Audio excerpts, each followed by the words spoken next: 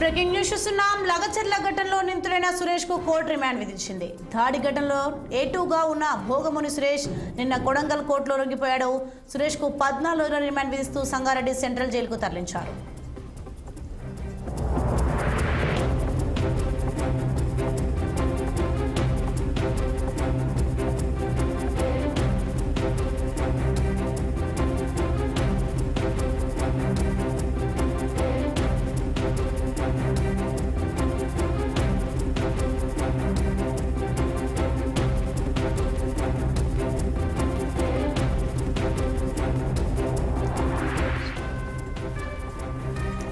Breaking news చూస్తున్నాం. మనం లగచర్ల ఘటనలో నిందితుడైన సురేష్ కు కోర్టు రిమాండ్ విధించింది. దాడి ఘటనలో A2గా ఉన్న భోగముని సురేష్ నిన్న కొడంగల్ కోర్టులో లొంగిపోయాడు.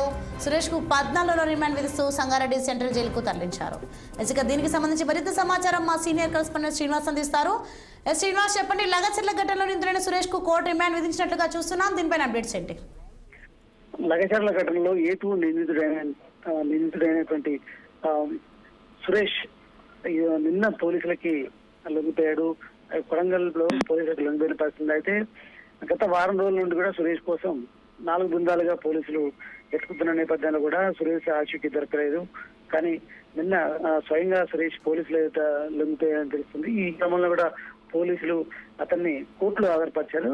ఈ నేపథ్యంలో కూడా మేజిస్ట్రేట్ 14 రోజుల పాటు అతన్ని రిమాండ్ విధిస్తూ కూడా కోర్టు మేజిస్ట్రేట్ ఆదేశాలు జారీ చేశారు. ఈ క్రమంలో కూడా ఏదైతే సంగారెడ్డి సెంట్రల్ జైలుకి సురేష్ ని తరలించారు. అయితే ఈ క్రమంలో కూడా దీనికి సంబంధించి అంటే ఇప్పటికే ఏవన్గా ఉన్నటువంటి పట్నం నరేందర్ రెడ్డిని కూడా అరెస్ట్ చేసి కూడా ఏదైతే సంగారెడ్డి సెంట్రల్ జైల్లో ఉంచారు, మరొక వైపు సురేష్ ని కూడా అదే జైలుకు తరలించారు. మొత్తంగా ఈ కేసుకు సంబంధించి పోలీసులు సీరియస్ గా తీసుకున్న నేపథ్యంలో కూడా అక్కడ దాడి పాల్పడినటువంటి కొంతమంది రైతులు కావచ్చు, ఇతర వ్యక్తులను కూడా ఆ దాడిలో పాల్గొన్న వారిని అరెస్ట్ చేసి రిమాండ్ కూడా తరలించారు. ఈ నేపథ్యంలో కూడా సురేష్ వారం రోజుల నుండి కూడా తప్పించుకునే అజ్ఞాతంలో ఉన్న నేపథ్యంలో కూడా 4 బృందాలుగా ఏర్పడి పోలీసులు ఆయన కోసం వెతికిన పరిస్థితి. కానీ సురేష్ ఆచూకీ లభ్యం కాలేదు.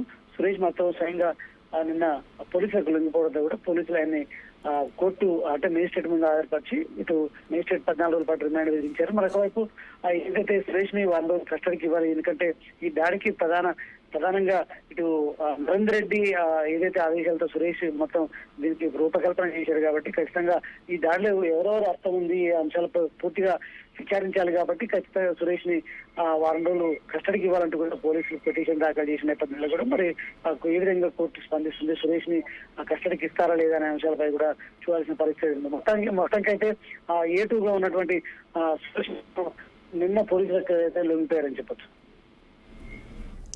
Right, thanks for information Srinivas.